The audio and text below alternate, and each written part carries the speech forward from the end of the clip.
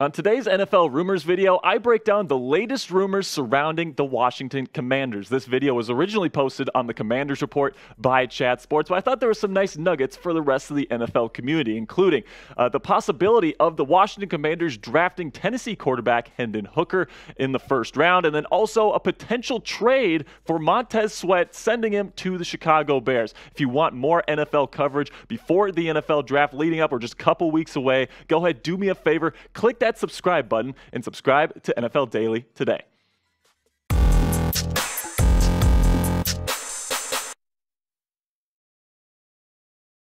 Welcome in, comrades. My name is Jack Sperry, and this is the Commanders Report. On today's show, I am going to be discussing the possibility of the Washington Commanders drafting Hendon Hooker, quarterback out of the University of Tennessee. Hendon Hooker is somebody that has been on the Commanders' radar here for a couple of weeks now. There's been some rumors going around. I am going to address those and give you my full scouting report on Hendon Hooker later on in the show. But first, let's talk a little bit about what Hendon Hooker did last year for the Volunteers. 6'4", 218 pounds. He's got good size. And then you look at the production. Almost 70% completion percentage, over 3,000 yards, 27 touchdowns, and 2 interceptions. Unfortunately, his push for the Heisman Trophy was cut short by a torn ACL.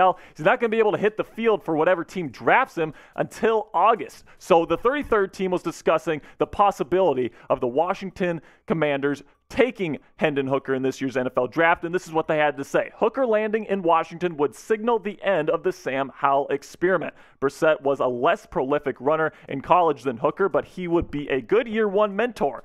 We'd expect Brissett to start for roughly half the season before the Washington Commanders give the keys to Hooker. So before I give my official full scouting report on Hendon Hooker and whether or not the Commanders should go ahead and draft him, go ahead and share this video on Twitter, and I will give you a shout out, or not a shout out, a retweet personally on Twitter. This is what you have to do to get your retweet. You got to click that share button down below here on YouTube. You got to select the Twitter icon. You got to click post to Twitter, and then you have to tag me in your post at Jack_Sperry. You do all those things, I will give you a retweet. We're trying to expand this channel out to as many Commanders fans as possible. So if you want to retweet on your Twitter, go ahead, follow these steps right here to get a retweet on your Twitter. All right, now let's talk about Hendon Hooker, quarterback prospect with Bryce Young, C.J. Stroud, Anthony Richardson, and Will Levis, those top 4 guys likely gone by the top 10. Could the Commanders look to get a guy like Hendon Hooker, if not the second round, maybe even the first round? He is definitely being rumored to being a first-round quarterback right now. Mike Tannenbaum had him going number 5 to the Seattle Seahawks. But in terms of my scouting report, guys, he's one of those tough guys to scout because in many ways he's very polished. He's got the best footwork out of any quarterback in this class. It is so clean, and he just doesn't have any wasted movement, which is what you really, really want to see. He's pretty darn good at mental processing too. He can go through his progressions real nicely and make the right decision. He's a good decision maker, which is proven by the fact only 2 interceptions last year for the Volunteers. He's got good arm strength, not great arm strength, and the same thing with the athleticism. You're not gonna fool him with Lamar Jackson or Justin Fields, but this dude can run. You have to account for him in the run game. Now the cons is that he's 25 years old. This guy is a dinosaur compared to what NFL draft quarterbacks are usually, man. And you got to take that into account because if you're drafting him to either be your backup right away or you're trying to get him to start right away. And right now the deep ball accuracy is not exactly what I would want it to be for my franchise quarterback. And then of course the injury concerns. He tore his ACL last year. Is he even going to be able to play next year full strength? That's a serious concern, especially when you take into account that he's already 25. He might not make his first NFL action until he's about 26 or 27, which would be absolutely ridiculous. And then the offense that he ran at Tennessee was very college-esque. It's just lots of wide splits. They really ran only like 15 pass plays at Tennessee. So I really think that his adjustment to the NFL game is going to be in question. But at the end of the day, he could fit into any scheme. And I think that at the end of the day, he's probably going to be a backup quarterback in the National Football League when it's all said and done. So after all this, taking all this into account, if I were the Commanders, I would not take Hooker, especially not in round 1. Do not waste the 16th overall pick on somebody that might not even play for you because of injury concerns next year. He's already 25, all these different things. Here are the reasons why I wouldn't go and draft Hendon Hooker, at least in the first round. Okay, obviously the age, 25 years old, man, that has to take into account. There's so many other quarterbacks that are so much younger. You get so many years out of them than you would Hendon Hooker. I think if you draft Hooker, you're probably drafting him to play right away, or at least when he's physically capable of playing. And then you got the injury concerns with the ACL, man. Is he going to be able to have the same athleticism coming off that ACL? That's a serious concern. And then is he even going to be able to play next year? That's a serious concern, and it's still unanswered. I mean, right now the expectation is that he's going to be able to get back on the field in August, but I mean, it's definitely going to be a transition period for him to get back to 100%. And then my final concern, maybe even my biggest concern, is that can he handle an NFL offense? At Tennessee, it was kind of a Mickey Mouse offense. They ran kind of the same like 15, 20 plays in the playbook time and time again. Now, to Hooker's credit, he knew those 15 to 20 plays like the back of his hand. He could run those plays any day of the week, and I mean, he would just do it fantastically. He could find the right person. He knew the personnel. He knew who would be open and where against whatever coverage. Like, he was a master at those plays. But in an NFL playbook, you got to master not 15 or 20 plays, more like 50 passing plays or more, and you have to make adjustments in game. Can Hendon Hooker handle that kind of offense? I'm not sure if that question's been answered throughout his college career, and that concerns me a bit. So my grade for him is that he's a late second-round player or early third-round player. I think that he's got some polish. I think that once he's capable of playing on that ACL, I think that he's going to be a pretty darn good quarterback, and he could maybe even be a starter someday, especially if that ACL heals nicely. But the thing is, there's so many unanswered questions about Hendon Hooker, and then you take into account the size. I just wouldn't go ahead and I just wouldn't draft him. I really wouldn't think about taking him in the first or maybe even in the second round if I were the Commanders, because you already got Jacoby Brissett and Sam Howell. I'd let those guys battle it out in camp, see what they've got, and then, as the season goes on, just try to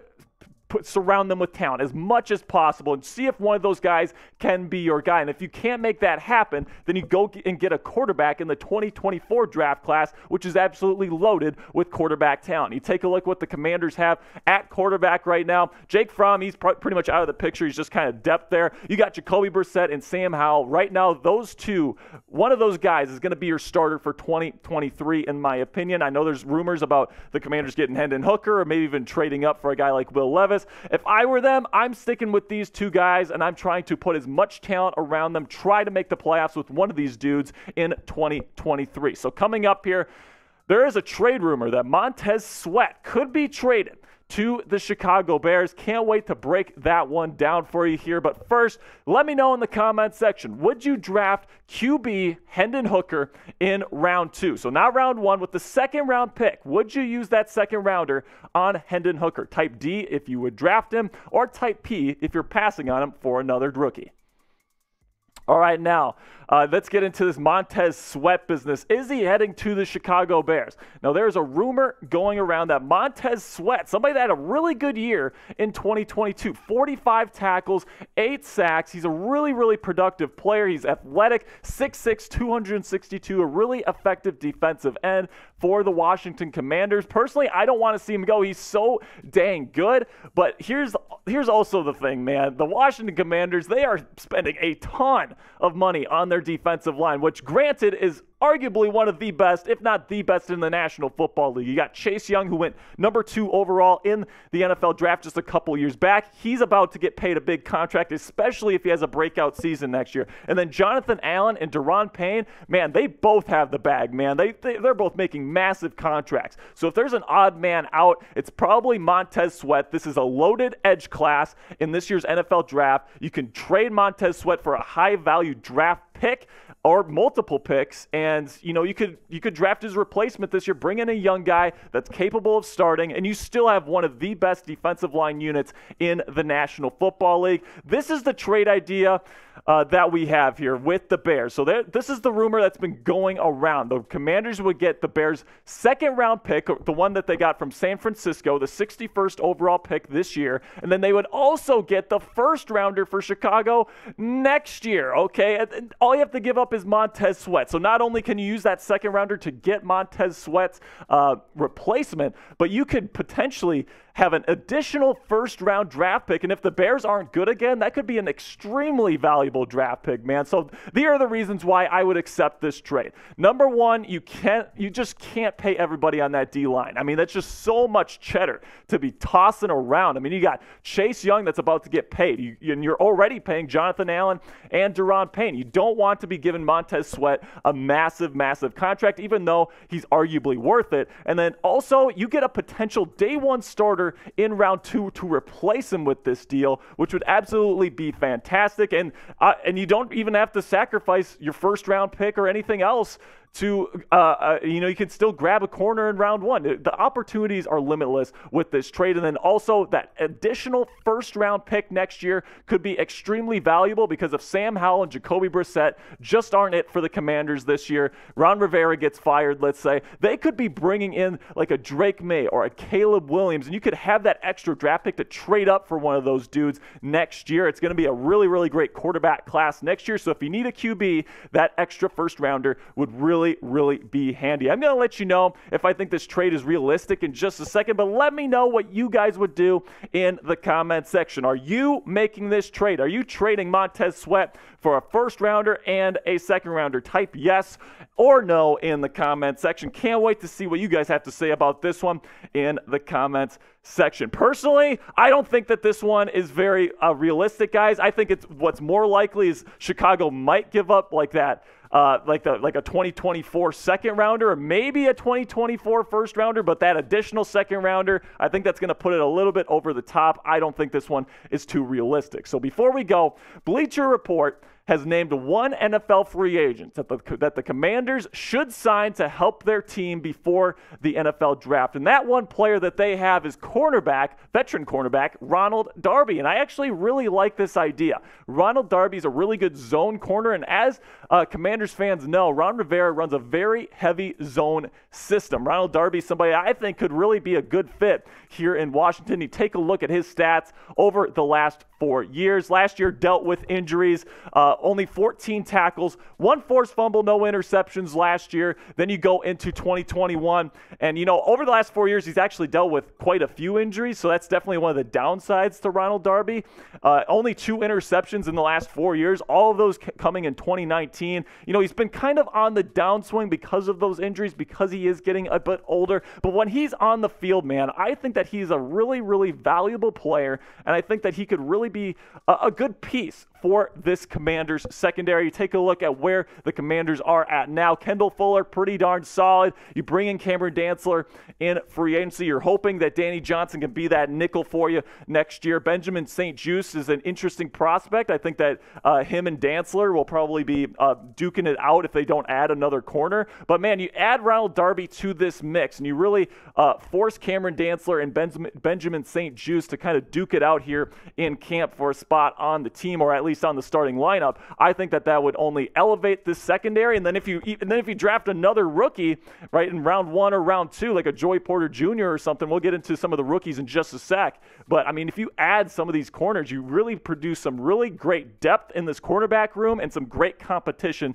that elevates everybody. All right, so in my opinion, guys, Darby is a really great fit for this defense. This is a very zone-heavy scheme, lots of off-man coverage, and that's exactly what Ronald Darby does best. He's a little bit of a lighter cornerback. He's somebody that's not particularly great in the run game, but he's somebody that is good in coverage. He plays with good instincts, and he's been around the block, man. He is a good player. I think he'd be a good fit for this Washington Commander defense. But if you want to go get a rookie in this year's draft class, these are the 5 guys that I think fit best with the Washington Commanders. Christian Gonzalez is that number 1 guy. Played pretty much an identical defense to the Washington Commanders with the Oregon Ducks. All they play there is zone, so he is in my opinion, the best zone corner in this draft. If the Commanders want to get anybody, it should be Christian Gonzalez. Then you got Devin Witherspoon, who can pretty much play anything, has the best tape out of any of these guys in this year's class, in my opinion. Then you got Deonte Banks, really smart player, played every single coverage in the book there with the Maryland Terrapins. Really, really intelligent player. Everybody talks about his athleticism, but man, I really like his smarts as well. Joey Porter Jr., maybe not the best fit for this system, but with those long arms, with his speed, with the things that he brings to the table, Ron Rivera can make it work. And then Emmanuel Forbes, somebody that is great in off coverage. He's really, really skinny, so you can't really play him in press coverage, but that's okay because the Washington Commanders usually don't play in press, so he's a great fit and definitely an option for the Commanders in, for sure, round 2, but even in round 1, in my opinion. So should Washington draft or sign a cornerback to fill out their cornerback room? Type DR if you want to draft a rookie, or type SV if you want to sign a veteran. Can't wait to see what you guys have to say about that one in the comments section. That's going to be it for me today, Commanders fans. It's been a pleasure. Make sure that you go down and click that subscribe button for me right now. We're trying to get a full-time channel here on the Commanders Report. We are so close. My bosses are telling me we get a couple more 100 subscribers. We're going to get that full-time channel for you. So if you want daily Washington Commanders videos, you got to make sure you click that subscribe button for me right now.